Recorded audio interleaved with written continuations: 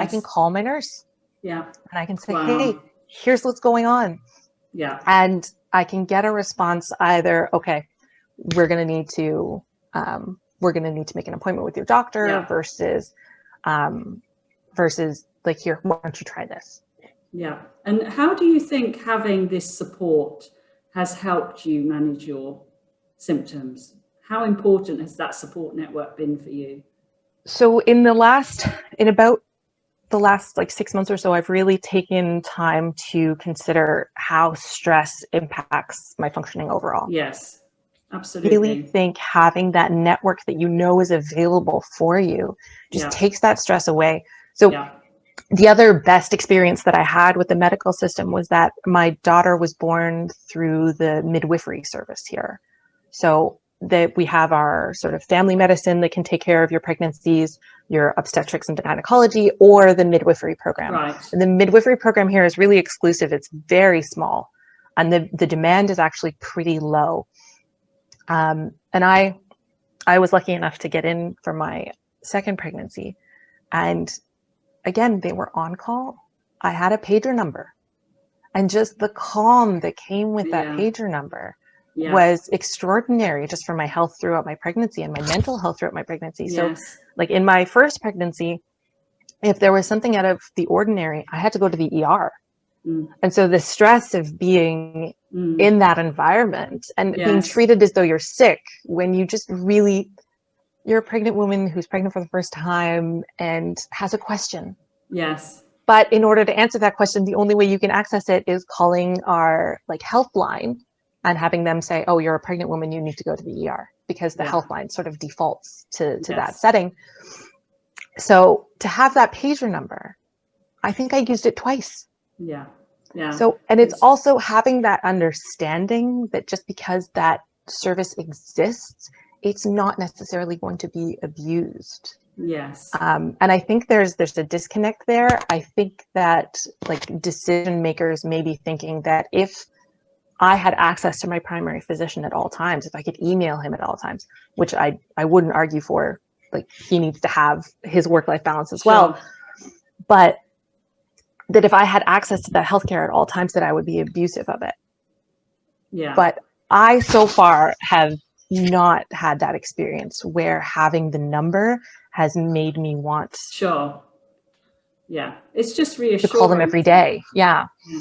It's the reassurance, I think, and like you say, it takes away the stress, and stress has such a detrimental effect on everyone, not just if you've got other underlying conditions. And I think just knowing that someone is there if you need them, that is a leveler. I think it really, really does help. Absolutely. And that's where I think that's a change that needs to be made for connective tissue disorders. Mm-hmm. And autoimmune conditions. There's those systemic conditions where right now we're spread out in so many different specialists. Yes. Having that one place that we can come back to and that person who's available. So Yeah. with midwifery, for example, I was assigned to 2 midwives and one of them was always on duty. Yeah. Yeah. So having it split between a few people who know your case. Yes. And so do you think that's one of the questions I wanted to ask you? And obviously I had no idea that you had such a vast journey that you've been on, but is that one of the changes you think could help the management of chronic illness in, maybe EDS or chronic illness, other people are struggling with? What Absolutely. do you think, is that what you think could help most? Yeah, having either like a nurse practitioner or any other sort of case manager who can help you manage the different specialties that you're seeing and different specialties that you need to be seeing and help you prioritize things. Yeah. Like my sort of ideal would be sort of a waiting list resource. Mm-hmm. So a center that you can go to when you're stuck on a waiting list. So like the UK and Canada, we have the public system. And so the waiting lists are extensive. I've never not gotten a test that I needed, but there's a lot of paperwork that goes into some of the tests that have been done for me. And it's taken quite a few special and dedicated doctors to fill out the paperwork for me. Yeah. And I've had to pay for the functional medicine practitioner to really connect me where I needed to go because he had that time to listen. Yes. Yeah. So sort of having that functional medicine approach doesn't necessarily mean that you have to be paying, that the government system needs to be paying this physician. Having a educated nurse who has time and who knows your case and is available. Yes. Really need.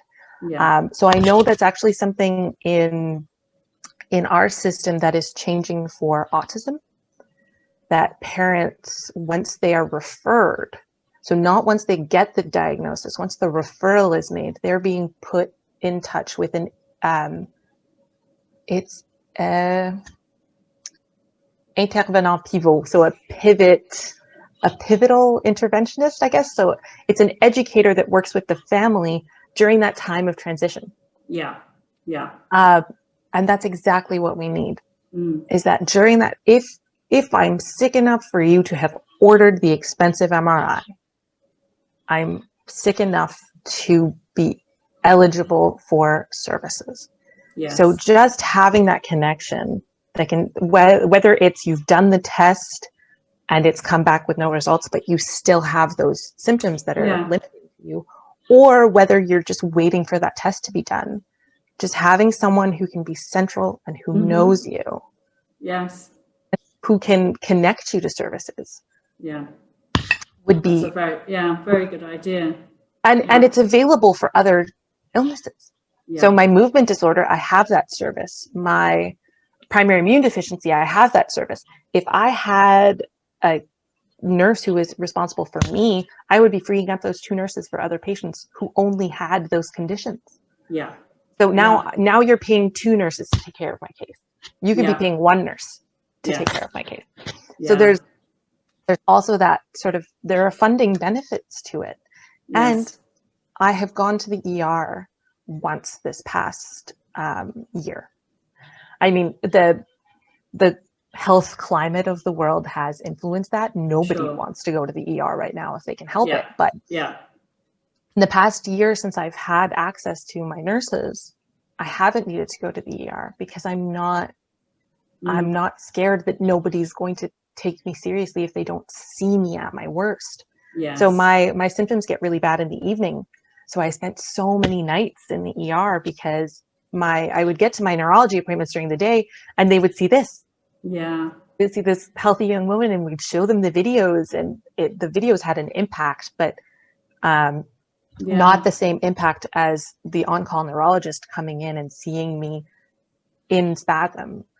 So it was having these spasms in like in the emergency room on the chairs in front of everyone else who's got like broken thumbs and but that's so so kind but of it's sad, a huge isn't it? but it would be a huge money saver to have just this resource available for us. We wouldn't be so desperate if we had these resources available, and I think it would be a huge cost saving measure in the long run as well.